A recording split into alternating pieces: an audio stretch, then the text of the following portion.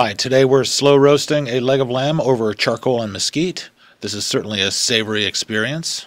We have a 3.5 pound roast today that we're preparing with garlic, rosemary, and spices. With the meat nearly room temperature, use a sharp paring knife to make incisions into the lamb, just deep and wide enough to stuff them with a clove of garlic and a sprig of rosemary.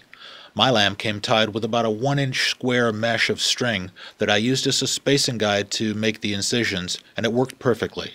When you're finished, it looks terrific and is ready for spices. In a small bowl, mix freshly ground black and red pepper, sea salt, paprika, and chopped garlic with olive oil, and brush the mixture over the entire lamb roast.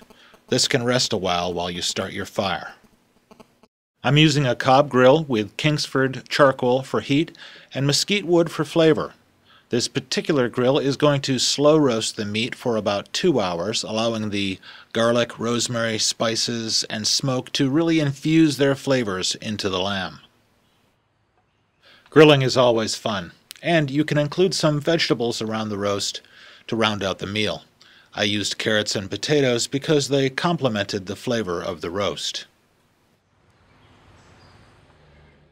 One of the features of the Cobb grill is the ability to add moisture to the grill. This Cabernet Sauvignon from Wente in California will help keep the roast juicy while adding flavor and complexity to the roast.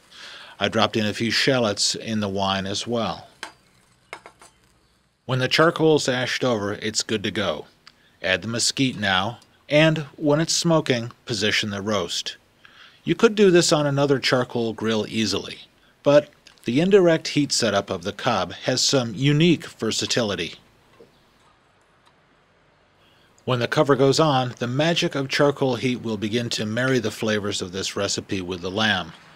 You'll now have time to catch up with friends and sample some of the vino.